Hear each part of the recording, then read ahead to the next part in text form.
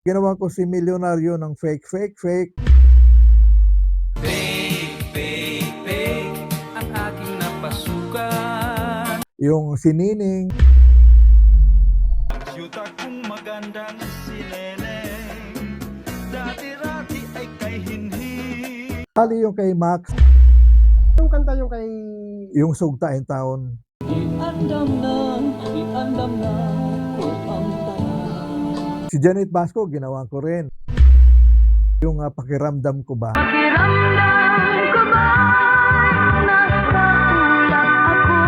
Annabel Rivas, ginawa ko rin ng kanta.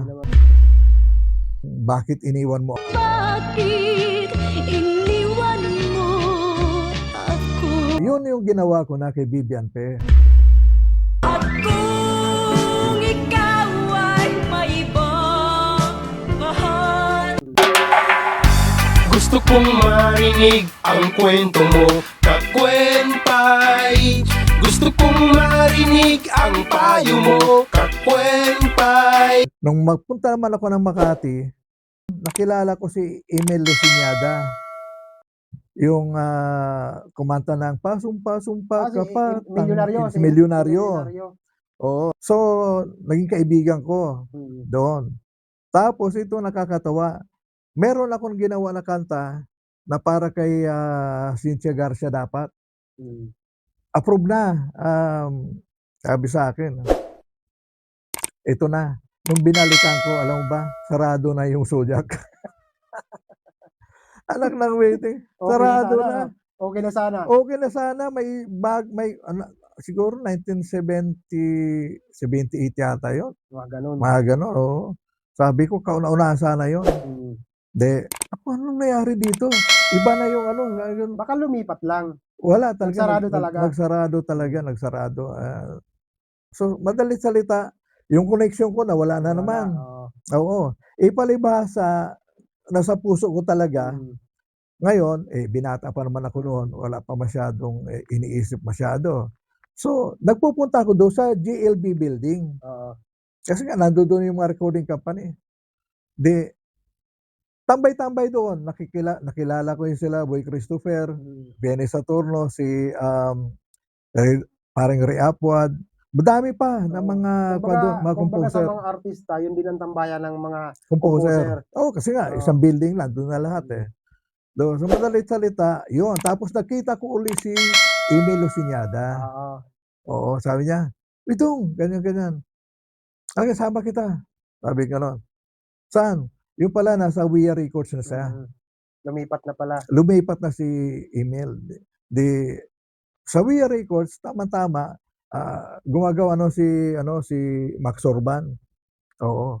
Sabi niya, sige, gawa natin si Max. Ganyan.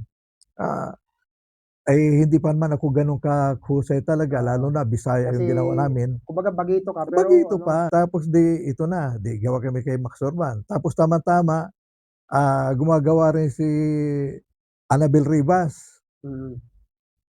Ginawan ko rin ng kanta. Oo, yung Bakit Iniwan Mo Ako, ni Annabel Rivas. bakit iniwan mo ako? Yun yung una mong recorded. Na, Bali yung kay Max, tapos kay yung Annabel una Rivas, anong kanta yung kay... yung Sugtain Town, Bisayan Bisaya? song. Oo. Bisaya. Ayaw pagyasa ang salam sa kaninyo. Dawatan na ikugma ko sugtain ka. Tapos si Janet Basco, ginawa ko rin. Yung kanta ni Janet Basco, yung Pakiramdam Ko Ba?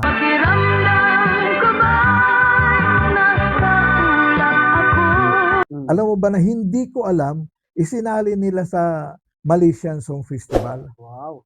So, anong nangyari? Nanalo? Naging finalist naman. Oo. Pero ito ang masamang nangyari.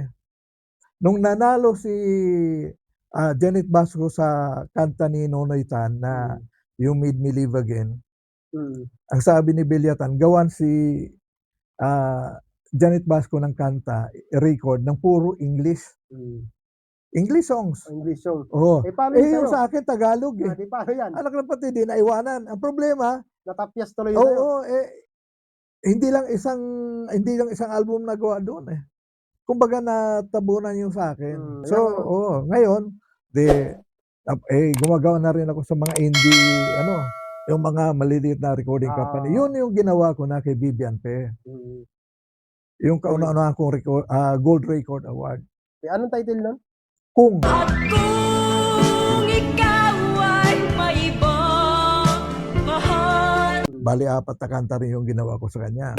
nahihirapan na ang damdamin ko sa iyo.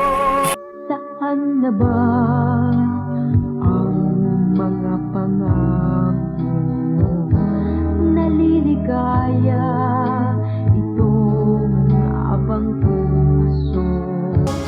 Baliw, baliw ako sa pagmamahal sa'yo.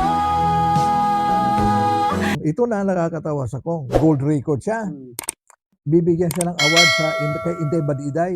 Oo. Sa show ni Inday Badiday. Kanta ni Inday Badiday pa. Oo. Anak ka lang, pati hindi abang-abang kami. Oo. Kasi siya lang ang binigyan, ako hindi eh. Sabi ni Inday Badiday. B, sabi gano'n. Sino nga palang composer nito? Napakagandang kanta nito. Ganyan. Hmm. Alam mo ba ito ang nakakatawa? Alam mo, si Vivian biglang na blanco. Oo, nawala sa isip. Ay tita, si tita nakalimutan ko eh. Anak ng pating, sabi ko sa'yo. Yung pinsan kong pulis, abang oh. Pagkakataon Oo, na, oo. minsan lang banggitin ng pangalan, di pa mabanggit. Hito lang ngayon, sabi ni Inday Badiday. Kasi Huwebes yun, pagka Sabado, mayroon pa uli si Inday Badiday, sabi nga nun. Bia, pagbalik mo ulit sa Sabado, gusto ko, alam mo na kung sino yung composer, ha? composer mo. Opo, tita, ganyan. Pagka Sabado uli, pagbalik doon, ay tita, alam ko na. So, Doon na nabanggit. mga kapitbahay namin nagulat. Ay, composer pala si Mang Brando. Oo. Ganyan, no? Di sumunod, si Milyonaryo. Milyonaryo. So, Oo. sinulatan mo rin si Milyonaryo. Eh, Nung panahon na yun, si Milyonaryo, sikat na or di pa? hindi pa. Hindi pa siya Milyonaryo. Hindi pa siya milyonaryo. Oo. Email pa lang ang pangalan niya. Oo. So, gumawa kami ng yung sinabi ko sa iyo, yung sabi mo nga kinakanta niyo sa inuman eh. Oo. Yung fake, Oo. di ba? Yun yung kanta na ginawa mo I-record. para kay Milyonaryo. Oo. Ginawa ko si Milyonaryo ng fake. Fake, fake, fake ang aking napasukan. Yung sinining, Hmm. ganyan. Sa'yo din yung sinining. Oo. Ilang Ang kanta syuta yung... kong magandang sinining. Syuta kong magandang sineneng, dati-rati ay kay hinhi. Tapos